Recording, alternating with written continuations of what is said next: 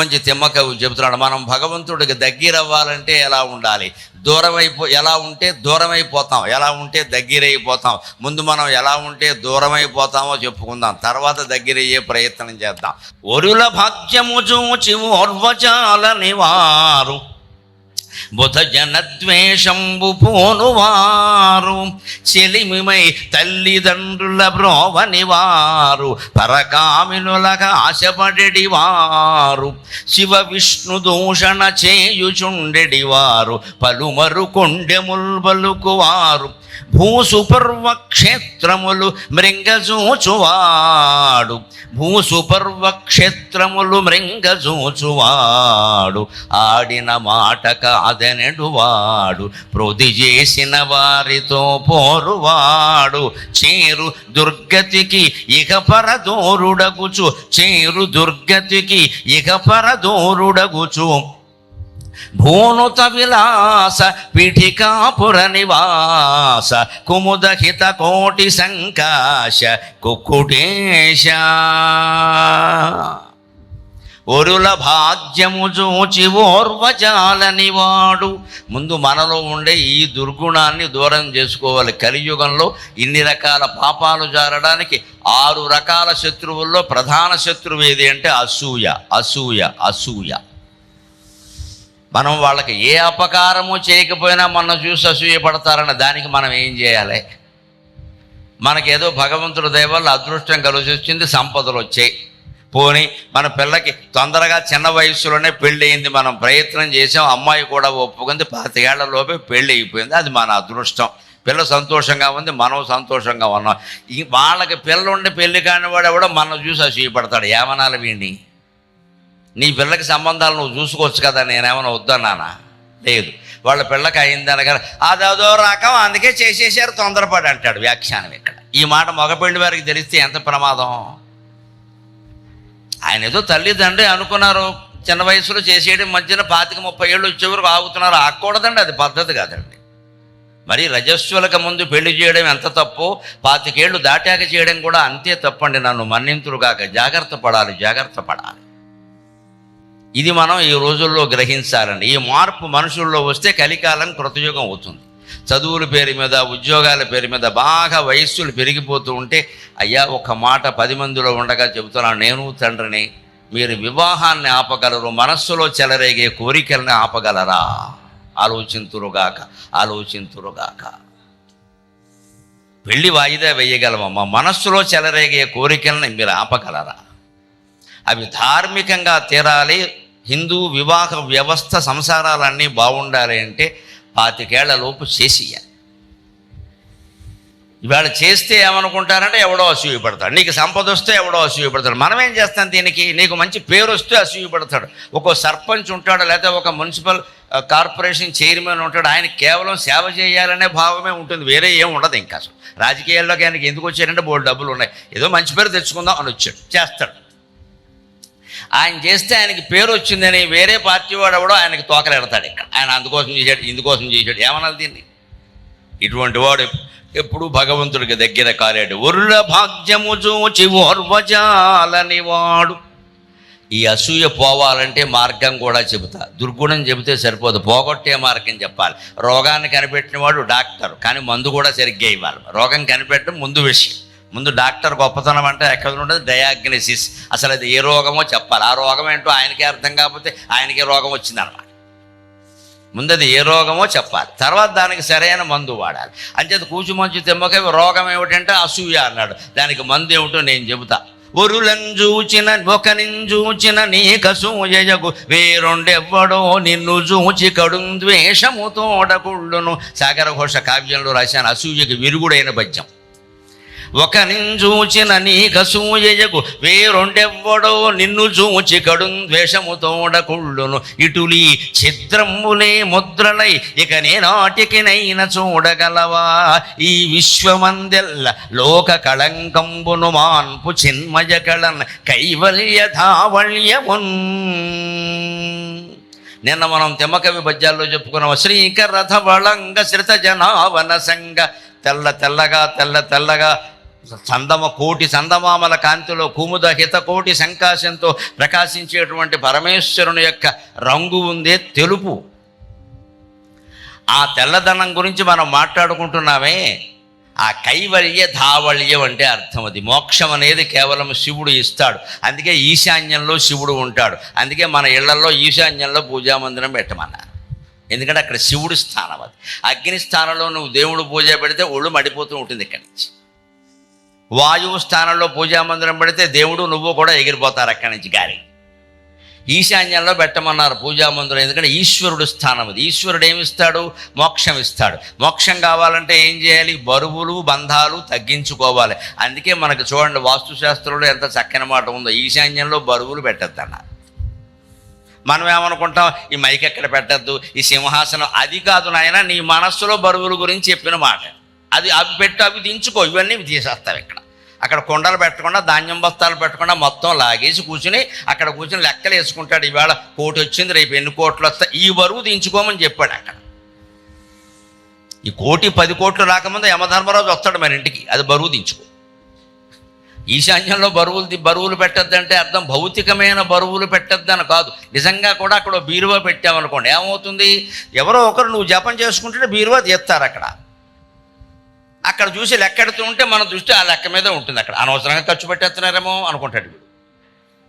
ఈ గోల్ లేకుండా ఉండాలంటే ఈశాన్యంలో బీరువాలు ఉండదు. అంతకుమించి ఏం లేదు అక్కడ. నువ్వు ఏదో ఇంకో చోట పెడితే బీరువాలో డబ్బులు పెరుగుతాయని, లేకపోతే పెరగవని. బీరువాన్ని బట్టి డబ్బులు పెరగవండి, మన బుద్ధిని బట్టి మన కష్టాన్ని బట్టి డబ్బులు పెరుగుతాయి. మన బుద్ధిని బట్టి మన కష్టాన్ని బట్టి డబ్బులు పెరుగుతాయి, కానీ బీరువాన్ని బట్టి డబ్బులు పెరగవు. అందుకే ఈశాన్యంలో శివుడు ఉంటాడు. కైవల్య ధావళ్యమా, అటువంటి ఈశాన్యంలో ఉండే శివుణ్ణి మన మనస్సులో ఉండే రాగద్వేషాల బరువులన్నీ తగ్గించుకుని చేరుకోవాలంటే ఒక్కటే లెక్క. ఒరులంజు ఒక నింజూచిన నీ కసూయకు. ఎవరినో చూసినా అసూయ పడుతున్నావు, బాగానే ఉంది. అసూయ తగ్గించుకోవాలంటే ఏం చేయాలండి? ఊళ్ళో పరిశీలిస్తే మన చూసి అసూయ పడేవాళ్ళు కొంత గ్యాంగ్ ఉంటారు. వాళ్ళ గురించి ఆలోచించగానే అమ్మాయ మన చూసి కూడా అసూయపడుతున్నారంటే మనం చాలా బాగున్నాం అన్నమాట. అంతే సాటిస్ఫైడ్. అసూయపోయింది. ఎప్పుడు దానికి మందు అది. నువ్వు ఎంత అందంగా ఉన్నా నీకంటే అందంగా లేని వాళ్ళు కొంతమంది నిన్ను చూసి అసూయపడితే, నిన్ను చూసి అసూయపడేవాళ్ళు ఉన్నారుగా, నీకంటే అందమైన వాళ్ళని చూసి నువ్వు అసూయపడచ్చు. నిన్ను చూసి అసూయపడేవాళ్ళు కొంతమంది ఉన్నారు. నీ దగ్గర కొంత డబ్బు ఉంది, దాన్ని చూసి నువ్వు అంతకంటే ఎక్కువ డబ్బు సంపాదించాలని ఉన్నవాళ్ళని చూసి నువ్వు అసూయపడుతున్నావు. నీ దగ్గర ఉన్న డబ్బుకే అసూయపడేవాళ్ళు చాలామంది ఉన్నారు. ఎక్కడికక్కడే ఉంటారండి, అనుమానమేలా.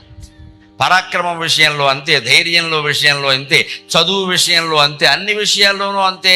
మన ఇంట్లో కొన్ని సౌకర్యాలు లేవనుకోండి, అంతకంటే గొప్ప సౌఖ్యాలు అనుభవిస్తున్న వాళ్ళని చూసి మనం అసూయపడకూడదు. మనకున్న సౌకర్యాలు కూడా లేని మన బంధువులు ఉంటారు, వాళ్ళని చూసి మనం సంతృప్తిగా ఉండాలి. వాడి ఇల్లు కంటే నా ఇల్లు చాలా నయం, నా ఇంట్లో ఒక్క బాత్రూమేనా ఉంది, వాడు అది కూడా లేక బయటికే పోతున్నాడు, ఏం చేస్తాం ఇక్కడ, అంతకంటే నయం అంటే అయిపోయాయి. లేదా మనకంటే 3 బెడ్రూమ్ 4 బెడ్రూమ్ పెట్టుకున్న వాడిని చూసి మనం అసూయపడామనుకోండి, 3 కోట్లు పెట్టాలి. ఇప్పుడు హైదరాబాద్లో లెక్క ఏంటంటే బెడ్రూమ్ 1 కోటి లెక్క. నీకు 3 బెడ్రూములు కావాలంటే 3 కోట్లు, 4 బెడ్రూములు కావాలంటే 4 కోట్లు లెక్క. బెడ్రూమ్ 1 కోటి, ఇందులో పడుకునే వాళ్ళు ఎవరో తెలియదు ఇక్కడ.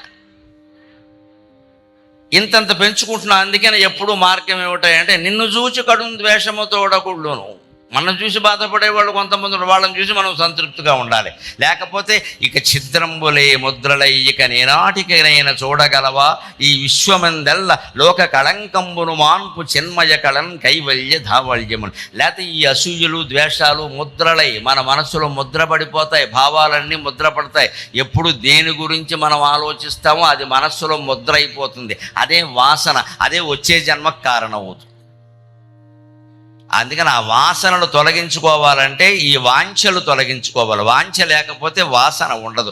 ఉన్నది చాలు, ఉన్నది చాలు, ఉన్నది చాలు. సుఖంగా ఉన్నాం, భార్యాభర్త ఒకరికొకరు అనుబంధంతో ఉన్నాం, కాఫీ తాగినా పాలు తాగినా కూర్చుని తాగుతున్నాం, 4 కబుర్లు చెప్పుకుంటున్నాం చాలు. 2 పిల్లలు, వాళ్ళకి పెళ్ళిళ్ళు చేసి స్థిరపడ్డారు, మనం సుఖంగా ఉన్నాం, ఇక రామకృష్ణ అనుకుంటూ కూర్చుందాం అనే ధోరణిలో ఉంటే ఏ అసూయ ఉండదు. అప్పుడు మనం దేవుడికి దగ్గర అవుతాం. ఒరుల భక్త్యము చూచి ఓర్వజాల నివాడు బుధజన ద్వేషంబు పూనువాడు. బుధజనులు అంటే పండితులు, అంటే వీధి బళ్ళో ఉపాధ్యాయుడి దగ్గర నుంచి విశ్వవిద్యాలయంలో ఆచార్యుల వరకు కవులు, పండితులు, కళాకారులు, వీళ్ళని ఎప్పుడూ మనం ద్వేషించకూడదు. జ్ఞానులైన వాళ్ళ గురించి మనం మాట్లాడితే ఒక మంచి మాట మాట్లాడాలి. లేకపోతే పోన్లేండి ఆయన కర్మను ఆయన పోతాడు అని ఊరుకోవాలి తప్ప మనం తిట్టకూడదు. ఏమవుతుంటే ఒక్కొక్క జ్ఞానికి, ఒక్కో తత్వవేత్తకి, ఒక్కో ఋషికి, ఒక్కో కవికి, ఒక్కో పండితుడికి ఆయన మంచి అంటే జరుగుతుందో లేదో తెలియదు, కానీ ఎవరినైనా కోప్పడు ఒకటంటే అది జరుగుతుంది. అదో కర్మ ఇది. నాలుగు మీద పుండు ఉంటుంది కొంతమందికి. వాడు మంచి అంటే జరగదు, చెడు అంటే జరుగుతుంది. ఎందుకు వచ్చిన గొడవ వాడితో మనకి? అందుకని ఆయన ఏదో అలా ఉన్నాడు ఇలా ఉన్నాడు అని పెద్ద పెద్ద వాళ్ళు స్వామీజీలు, తపస్తంపులు ఉంటారు. వాళ్ళు నిజంగా చేశారు లేదా ఏమైనా లోపాలు ఉంటే ఉండొచ్చు. మనం చెడు వ్యాఖ్యానాలు చేయొద్దు. మంచి ఉంటే చెబుదాం, లేకపోతే ఏదోనండి ఈ మధ్య ఆయన అదో రకంగా ఉన్నాడని వదిలేయంతే ఆ విషయం. ఎందుకంటే వీళ్ళు మంచి అంటే జరుగుతుందో జరగదో కానీ కోపం వచ్చి చెడు అంటే జరుగుతుంది. అందుకే బుధజనద్వేషంబు పూనువాడు పండితులని, కవులని, పీఠాధిపతులని, స్వామీజీలని ద్వేషించవద్దు. ఎక్కడా నీకు ఇష్టమైతే వాళ్ళతో సాంగత్యంతో ఉండు, లేకపోతే దూరంగా ఉండు, పర్వాలేదు. మనం ఒక సంస్థలో ఉద్యోగం చేస్తున్నాం, అనుకోని కారణాల వల్ల యజమానికి మనకి పడలేదు, మనం ఉద్యోగం మానేసాం. ఎప్పుడు పనిచేసిన సంస్థ గురించి చెడు మాటలు మాట్లాడకూడదండి, చాలా తప్పది. మనకి ఇష్టం లేదు, మానేసాం. ఆయనకి ఏదో గొడవ, ఆయనకి మనకి ఏదో గొడవ. ఇంకా అక్కడి నుంచి అసలు ఆ సంస్థలో జరిగేవన్నీ అక్రమాలయం నువ్వు అన్నావు అనుకో, ఏమంటాడు? వెన్నవాడు వెంటాడు. నువ్వు విడిపోయిన తర్వాత మండపేట అరుగు మీద కూర్చుని ఏమంటాడు? ఎంతకాలం ఏం చేశాడట, ఇప్పుడు వాగుతున్నాడు అంటాడు. ఇక్కడ అయిందా? ఎందుకు వచ్చిన గొడవ? అక్కడి నుంచి ఎందుకు వచ్చాను? ఏదో నాకు కుదరలేదండి, నా వ్యక్తిగత కారణాల వల్ల నేను వచ్చేసాను. అంతేగాని సంస్థ గురించి చెడు చెప్పకూడదు. ఎందుకంటే కర్మ కాలితే ఎక్కడా దొరక్క మళ్ళీ వాడి గుమ్మమే ఎక్కాల్సిన పరిస్థితి రావచ్చు. ఎందుకు చెడగొట్టుకోవాలి విషయాన్ని? పైగా మనం బయటికి వెళ్ళినా కూడా ఏమీ చెడు చెప్పడం లేదు అంటే ఆ యజమాని కూడా మన పట్ల మంచి హృదయంతో ఉంటాడు. వాడిని ఉద్యోగం నుంచి తీసేసినా వాడు నా గురించి దుష్ప్రచారం చేయడం లేదు, ఈ ఉన్న వాళ్ళకంటే వాడే నయం అని ఒకసారి ఎప్పుడో కబురు చేస్తాడు. ఏమయ్యా నువ్వు ఉన్నప్పుడు వేరుగా ఉందయ్యా, ఇప్పుడు అలా లేదయ్యా, ఏమనుకోకు, మా అబ్బాయి లాంటి వాడు వచ్చేయంటాడు. ఈ అవకాశాలు ఎందుకు చెడగొట్టుకోవాలి నోటి దురద ద్వారా? అందుకని మనం ఉద్యోగం మానేసినా, తేడా వచ్చినా మనం మాట్లాడకూడదు, ఆ విషయాలన్నీ వదిలేసి అంతే. ముఖ్యంగా భార్యాభర్తల మధ్యలో విభేదాలు వస్తాయి. ఏదో కొంతకాలం పుట్టింటికి వెళ్ళొచ్చు, అడుగుతారు, తొందరపడి ప్రచారం చేయకూడదు. మళ్ళీ కలిస్తే ఏమవుతాయి ఇవన్నీ? అది లోపల తెలుసుకోవాలి కానీ చేయకూడదు. ఈ ద్వేషం పనికి రాదు అన్నాడు. ఇంకొక మాట, చెలిమిమై తల్లిదండ్రులను బ్రోవనివాడు. ఇవాళ యువతరం ప్రత్యేకంగా ఈ మాటను దృష్టిలో పెట్టుకోవాలి. చెలిమిమై తల్లిదండ్రులను బ్రోవనివాడు. ఇవాళ యువతరానికి స్నేహాలు ఎక్కువైనాయి, తల్లిదండ్రులు బాగా తక్కువయ్యారు. వాళ్ళని తక్కువగా చూస్తున్నారు, స్నేహితుల్ని ఎక్కువగా చూస్తున్నారు. అమ్మ ఒక పని చేస్తే చెయ్యడు, నాన్న ఒక పని చెప్తే చెయ్యడు. ఫ్రెండ్ పిలిచాడు అనగానే మాత్రం బండి 6వ గేర్లో పెట్టి పరిగెట్టేస్తాడు బయటికి. మా ఫ్రెండ్ పిలిచాడంటే ఇంట్లో అమ్మేమో శుభ్రంగా మినపరొట్టో ఏదో చేసి సిద్ధంగా పెట్టింది, తినడు. మా ఫ్రెండ్ పుట్టినరోజున అక్కడికి వెళ్ళి కేక్ కోస్తాడు, పేక్ కోస్తాడు. తల్లిదండ్రుల మాటకి విలువ ఇవ్వడమే చాలా ముఖ్యం. ఉంటారు ఫ్రెండ్స్ ఉంటారు, ఒకడు రెండింటి మధ్యలో పోటీ లేకపోతే నీ స్నేహితుల మాటకి విలువ ఇచ్చుకో, తప్పు లేదు. రెండింటి మధ్యలో పోటీ వస్తే మా నాన్నగారు ఒప్పుకోరు, మా అమ్మ ఒప్పుకోదని చెప్పాలి ఖచ్చితంగా. అప్పుడు ఆ స్నేహితులు కూడా నేర్చుకుంటారు ఎలా ఉండాలి అనేది. స్నేహం కోసం తల్లిదండ్రులని విడిచిపెట్టవద్దు. అలాగే చెలిమిమై బ్రోవడం అంటే తల్లిదండ్రులే స్నేహితులు అనుకోవాలి. కొంతమంది ఎదిగిన పిల్లలు, ఆడపిల్లలు ముఖ్యంగా ఎలా ఉంటారు అంటే మా అమ్మే నాకు గొప్ప ఫ్రెండ్ అంటారు. తల్లి ద్వారా నేర్చుకుంటారండి. బహుశా ఈవిడ చాలా చిన్న వయసులో పుట్టుండొచ్చు, కూడా 17 ఏళ్లకే పుట్టుండొచ్చు. ఈ పిల్లకి 16 ఏళ్ళు వచ్చేసరికి ఆవిడ వయసు 33 దాటలేదు. ఆవిడ ఇంకా యవ్వనంలో ఉంది. యవ్వనంలో ఉండే అమ్మాయి మనస్సు ఏమిటో ఆ తల్లికి తెలిసినట్టుగా వేరే వాళ్ళకి ఎలా తెలుస్తాయండి? అందుకని ఊళ్ళో వాళ్ళు ఎవరన్నా అడిగితే మా అమ్మే నాకు స్నేహితురాలు, ఇక వేరే స్నేహితురాలు నాకు అక్కలా అంటే ఆ తల్లి ఎంత ఆనందిస్తుంది, తండ్రి ఎంత ధైర్యంగా ఉంటాడు. ఆ ధైర్యాన్ని తల్లిదండ్రులు ఇవ్వకపోతే బతుకు దండగ. పరకామినులకు ఆశపడడి వాడు. ఇందాక యువతరానికి చెప్పాం, ఇప్పుడు పెద్దవాళ్ళకే చెబుతున్నాం. ఇవాళ అక్రమ సంబంధాలు అనేవి ఎంత దారుణంగా ఉన్నాయంటే వయస్సుతో నిమిత్తం లేదు. ఆడ మొగ కూడా 30 లేదు, 40 లేదు, 50 ఏళ్ళకు కూడా వంకర సంబంధాలు పెట్టుకున్నారు, ఏడిచారు. వాళ్ళ కోసం వాళ్ళకి ఏం చేయాలో కుక్కుటేశ్వర స్వామి చూస్తాడు ఆ విషయం. పిల్లల్ని వదిలేస్తున్నారు, పారిపోతున్నారు, వెళ్ళిపోతున్నారు. ఇక పల్లెటూరు భాషలో చెప్పాలంటే ఏమనాలో మీకు తెలుసు, అవన్నీ చేస్తున్నారు. పిల్లలు అన్యాయం అయిపోతున్నారు. అక్కడ తల్లిని అనలేక తల్లిని కోల్పోయి, తండ్రిని కోల్పోయి, సింగిల్ పేరెంట్. ఆశ్చర్యకరమైన విషయం. ఈ మధ్యన ఎక్కడో 6 నెలల క్రితం నేను ఒక రెసిడెన్షియల్ స్కూల్ ప్రిన్సిపాల్ని కలిశాను ఒక ఇంట్లో. ఆయన చెబుతున్నాడు వాళ్ళ స్కూల్లో 700 మంది పైగా పిల్లలు ఉన్నారట. అందులో 200 మందికి సింగిల్ పేరెంట్సే ఉన్నారట. ఎంత దారుణంగా ఉందండి వ్యవస్థ. తల్లిలో తండ్రో ఒకళ్ళే ఉన్నారండి 700లో 200 మందికి. పైగా ఇందులో గొడవ ఏంటంటే తల్లి వచ్చి చూసి వెళ్ళింది అంటే తండ్రికి కోపం వస్తుంది. ఎందుకు చూపించారండి మా అబ్బాయిని తల్లికి, వాడు వెళ్ళిపోతాడేమో అని. తండ్రి వచ్చి చూసి వెళ్ళాడు అంటే తల్లికి కోపం. ఎందుకంటే ఇద్దరు జ్యుడిషియల్ డైవర్స్ తీసుకున్నారు వీళ్ళు. న్యాయస్థానం చెప్పిన ప్రకారం చెరో చోట ఉన్నారు, ఇంకా డైవర్స్ పూర్తిగా కాల. న్యాయస్థానం ఏం చెప్పింది, పాఠశాలలో చేర్పించండి, వారానికి ఒకసారి వెళ్ళి చూడండి అని ఏదో చెప్పింది. మరి చూస్తారు కదా, మమకారం ఉంటుంది కదా. నేనే చూడాలి కానీ భర్త చూడడానికి వీల్లేదు, నేనే చూడాలి కానీ భార్య చూడడానికి వీల్లేదు. ఈ ఇద్దరి మధ్యలో నలిగిపోతున్న ఆ పసి ప్రాణం, 10-11 ఏళ్ళు కూడా లేని ప్రాణం ఎంత క్షోభపడుతుందండి, ఎంత క్షోభపడుతుందండి. దీనికి కారణం మూలం ప్రధానంగా విడాకులకి వేళ ప్రధాన సమస్య రకరకాల జల్సాలకు అలవాటు పడ్డారమ్మా. అందరికీ ఎక్కడ ఒకరితో కాపురం చేయడం అనేది చాలా నామోషిగా అనిపిస్తుంది. జీవితం ఉన్నది ఒక్కటే, అన్ని సుఖాలు అనుభవించాలి. ఇలా ఒక అమ్మాయితో ఒక అబ్బాయితో కూర్చుంటే మనమేమో అనుభవిస్తాం. అందుకని దూకేయి బయటికి వెళ్ళిపో, నీ ఇష్టం, ఎంతకాలం పెడతాం, 5 ఏళ్ళు 6 ఏళ్ళు సుఖపడతాం. తర్వాత వార్ధక్యం వచ్చాక, రోగాలు వచ్చాక ఎవరు చేస్తారండి? పిల్లలు ఉంటేనే చేస్తారో లేదో చెప్పలేం. పిల్లలు కూడా లేకపోతే ఎవరు చేస్తారు? ఇక్కడ పైగా దుర్మార్గాలు చేసి రకరకాల అక్రమ సంబంధాలు పెట్టుకుని సంసారాలు చెడగొట్టుకున్న వాళ్ళు మొగాళ్ళైనా ఆడాళ్ళైనా తర్వాత మిగిలిన వాళ్ళంతా ఏమంటారండి? ఒళ్ళు కొవ్వెక్కి చేసుకుంది పాడనే అంటారు. అంతే. ఇక్కడ ఎవడు పట్టించుకోడు. ఇక్కడ అంచేతనే ఈ పరకామునుల పట్ల ఆశ, ఇప్పుడు పరపురుషుల పట్ల ఆశ, ఇవన్నీ రకరకాలుగా పెరిగిపోతున్నాయండి. ఇవి పెరిగాయి అంటే దేవుడికి దూరం అయిపోయినట్టే మనం ఖచ్చితంగా. పరకామినులకు ఆశపడేటివాడు శివ విష్ణు దూషణ చేయుచుండెడివాడు. శివుణ్ణి కానీ విష్ణువుని కానీ ఏ దేవతల్ని కానీ ఎప్పుడూ దూషించకూడదు. మనం హిందూ ధర్మంలో ఒక గొప్ప సంప్రదాయం ఏమిటంటే ఇతర మతాలు ఎక్కడా కనపడనిది ఒకే పరమాత్మని 100 రూపాల్లో అర్చిస్తామండి మనం. 100 రూపాల్లో ఈ బహుళ ఆరాధన స్వేచ్ఛ హిందూ మతంలో మాత్రమే ఉంది. ఖచ్చితంగా మన ఇష్టం వచ్చిన గుడి కట్టుకుంటాం, మన ఇష్టం వచ్చినటువంటి దేవతను ఆరాధించుకుంటాం. మన కుల దేవతలు ఉన్నారు, గ్రామ దేవతలు ఉన్నారు, వారు కూడా పరమాత్మతో సమానమే. మీరు భక్తిగా నమస్కారం చేయాలి కానీ పురుషోత్తముడికి పుంతలో ముసలమ్మకి భేదం ఏమీ లేదు. శాస్త్రాలు చదివిన వ్యక్తిగానే చెబుతాను. ఈ రూపం గొప్పది, ఆ రూపం నుంచి అన్ని రూపాలు వచ్చాయంటే ఇంతకంటే అజ్ఞానం ఇంకోటి లేదు. అన్ని రూపాలు అరూపాన్నించే వచ్చాయి. అరూపం అంటే నిర్లేప, నిర్మల, నిత్య, నిరాకార, నిరాకుల, నిర్గుణ, నిష్కళ, శాంత, నిష్కామ, నిరుపప్లవ, నిత్యముక్త, నిర్వికార, నిష్ప్రపంచ, నిరాశ్రయ, నిత్యశుద్ధ, నిత్యబుద్ధ, నిరవజ్జ, నిరంతర అని నిర్ అనే నామాలు 60 వస్తాయి. చూసుకోండి. మీకు ఏమీ లేనిది ఒక అపూర్వమైన తేజస్సు తప్పితే ఏమీ లేదు. ఆ రకమైన అమ్మవారి తేజస్సు నుంచి బ్రహ్మ విష్ణు మహేశ్వరుడు ఏర్పడ్డారు. వారి నుంచి మనువు మొదలైన వాళ్ళు ఏర్పడ్డారు. వారి నుంచి ఋషి సంతతి జన్మించింది. వారి నుంచి సూర్యచంద్రుడు సహా సమస్త గ్రహాలు ఏర్పడ్డాయి. అలా ప్రపంచం ఏర్పడింది. సృష్టికి మూలం అనామకమైన అపురూపమైన తేజస్సు తప్ప 4 చేతులు ఉన్నవాడు, 3 కళ్ళు ఉన్నవాడు, 6 ముఖాలు ఉన్నవాడు ఎప్పుడూ సృష్టికి మొదలు కాదు. మనం నమ్మాల్సిన అవసరం లేదు. చేతులు, కళ్ళు, ముఖాలు ఇవన్నీ లెక్కలు కాదు. ఎప్పుడు కూడా వైదిక ధర్మం అంగీకరించదు ఆ విషయాన్ని. అందుకని శివుణ్ణి కానీ, విష్ణువుని కానీ, అమ్మవారిని కానీ, కుమారస్వామిని కానీ, అయ్యప్ప స్వామిని కానీ, గణపతిని కానీ, ఇంకా మీ ఇష్టమైన మీ కులదేవాన్ని కానీ, గ్రామదేవతను కానీ ఎవరినైనా మీరు పరమాత్మగా భావించి ఆరాధించవచ్చు.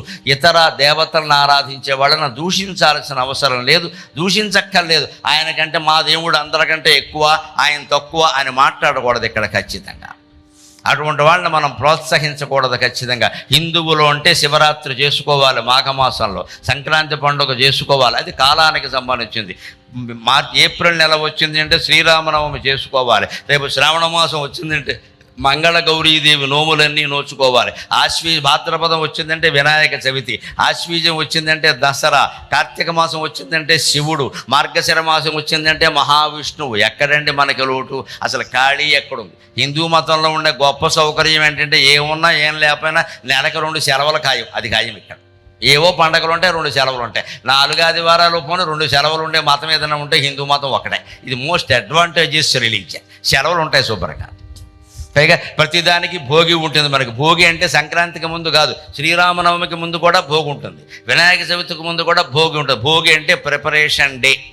ఆ పండక్కి సంబంధించిన సామగ్రి అంతా తెచ్చుకోవడాన్ని భోగి అంటారు. దాన్ని కూడా భోగంగా భావించారు మన వాళ్ళు. మనం తెచ్చుకోవాలి కదా, వినాయక చవితికి బోర్డు సామగ్రి తేవాలి, 21 రకాల ఆకులు తేవాలి.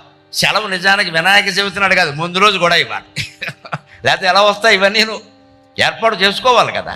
అందుకని ఇంత హడావుడి, ఇంత ఆరాధన ఉండేటువంటి ధర్మం ఇది. అందుకని ఇక్కడ ఇంకొకరిని దూషించాల్సిన అవసరం మనకి లేదు. అది చాలా తప్పు.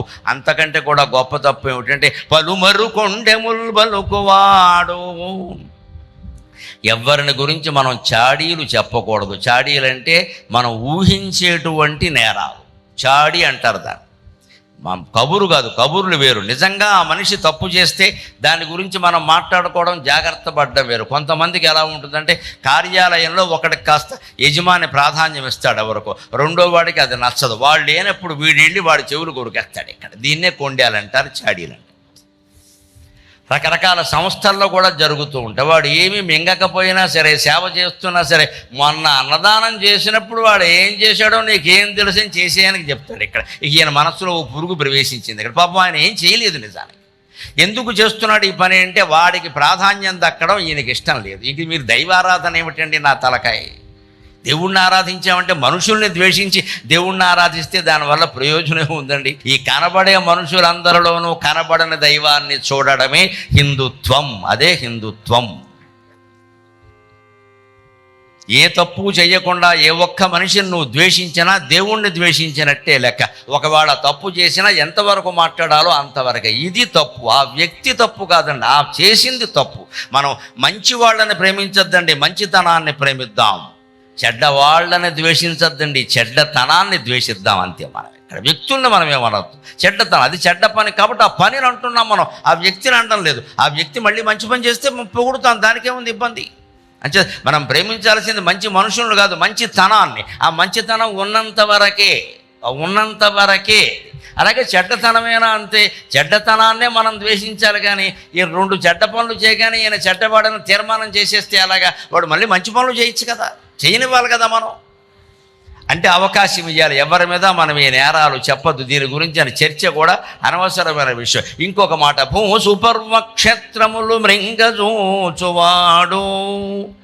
పూర్వం దేవాలయాలు నిలబడడం కోసం మహారాజులు పురోహితులకి, అర్చకులకి, బ్రాహ్మణులకి కొన్ని పొలాలు ఇచ్చారు, స్థలాలు, అగ్రహారాలు ఇచ్చారు, పొలాలు ఇచ్చారు. ఎందుకంటే ఆ బ్రాహ్మణ కుటుంబం ఆ దేవాలయాన్ని ఆశ్రయించుకుని సేవ చేస్తుంది. ఇంకా వాళ్ళు ఉద్యోగాలు చేస్తే ఇవన్నీ చెయ్యలేరు. అలాగే బ్రాహ్మణులకు ఒక్కళ్ళకే కాదండి, రజకులకు ఇచ్చారు, క్షురకులకు ఇచ్చారు, దేవాలయంలో పనిచేసే వాళ్ళకు కూడా భూములను ఇచ్చారు. ఇంకా ఆశ్చర్యం, భోగం మాన్యం అంటారు. కాకినాడలో ఉంది ఇప్పటికీ భోగం మాన్యం. అంటే భోగం అంటే మరోలా అనుకోకుండా, మా భోగం అంటే ఉత్సవం. అది మనం పలకలేక భోగం చేసింది.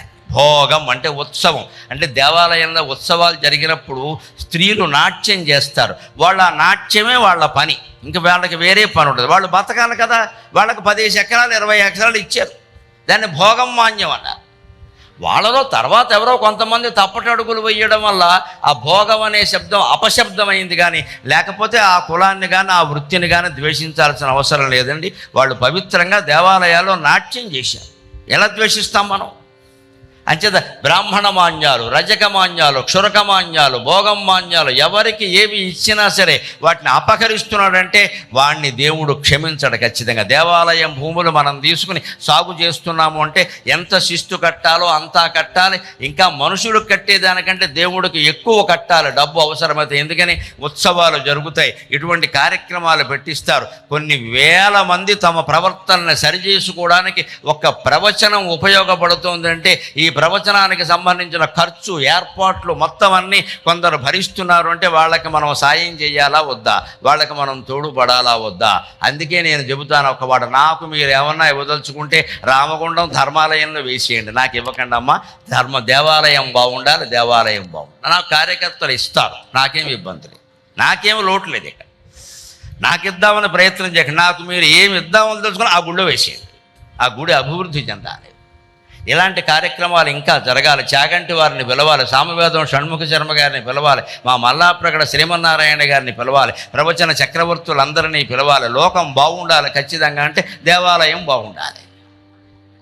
అది మనం చేయాలి ఖచ్చితంగా. అందుకని ఈ సేవ ముఖ్యంగా ఉంటే ఈ డబ్బులు ఎంతసేపు ఏదో వాళ్ళ సొమ్ములు వీళ్ళ సొమ్ములు దేవుడే కదా మన అడగడ కదా అని మింగేయడం కాదు. ఇక్కడ బ్రాహ్మణ మాన్యాలు ఇతర మాన్యాలు అపహరిస్తే వాడు దైవద్రోహి కింద లెక్క. ఆడిన మాట కాదనేడు వాడు. ఇది మనం అందరం చాలా తీవ్రంగా తీసుకోవలసిన విషయం. పరిహాసానికి కూడా అబద్ధం ఆడకుండా ఉంటే మీరు 3 సంవత్సరాల పాటు పరిహాసానికి కూడా అబద్ధం ఆడకుండా ఉంటే ఆ తర్వాత మీరు ఏదంటే అది జరుగుతుందండి ఖచ్చితంగా. వాక్సిద్ధి అంటారు దాన్ని, వాక్సిద్ధి. మీరు నియమం పెట్టుకుని చూడండి. చిన్నపిల్లకి మాట ఇచ్చినా సరే తీర్చాలి. శ్రీ మహావిష్ణువుకు మొక్కుకున్నా సరే తీర్చాలి.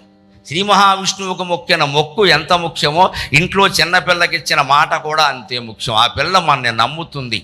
తండ్రి నాన్న నాన్న నాన్న నువ్వు నాతో ఉండట్లేదు, నాతో మాట్లాడట్లేదు, నేను ఇవాళ వస్తానమ్మా, నా బిజినెస్ అంతా మానేసి సాయంత్రం వస్తాను, నీకు ఎందుకు మన ఇద్దరు సినిమాకి వెళ్ళిపోదామని ఉడికించ అమ్మని తీసుకెళ్ళొద్దే అంటాడు కాసేపు అంటుంది. పాపం ఇంత ఆశ పెట్టి మళ్ళీ ఈ తండ్రి విమానం లేదని బిజినెస్ కుదరలేదని పెద్ద మీటింగ్ ఉందని రాకపోతే ఆ పిల్ల ఏమైపోతుందండి?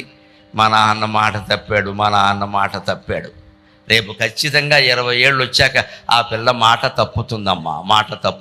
అర్ధరాత్రి 11ంటికి వస్తుంది, ఎవరితోనో స్కూటర్ మీద వెళ్ళి సినిమా చూసి ఎక్కడికి వెళ్ళామంటే మాస్టర్ ట్యూషన్ చెప్పారు అంటుందమ్మా. ఈ అలవాటు ఎక్కడి నుంచి వచ్చింది? తండ్రి నుంచి వచ్చింది. నువ్వు మాట చెప్పావు, అది కూడా చెప్పింది. ఆ పిల్ల 20 ఏళ్ళది కదా అనుకోవద్దు, 2 ఏళ్ళప్పుడు మాట గుర్తుపెట్టుకుంది. మనుషులు మంచి మర్చిపోతారు, వ్యతిరేకతను గుర్తుపెట్టుకుంటారని ఖచ్చితంగా. చేసిన ఉపకారాలు గంగానదంత ఉపకారం చేయండి, మీరు మర్చిపోతారు. గ్లాసుడు అపకారం చేస్తే అది గుర్తుపెట్టుకుంటారమ్మా. మానవ మనస్తత్వం ఇది.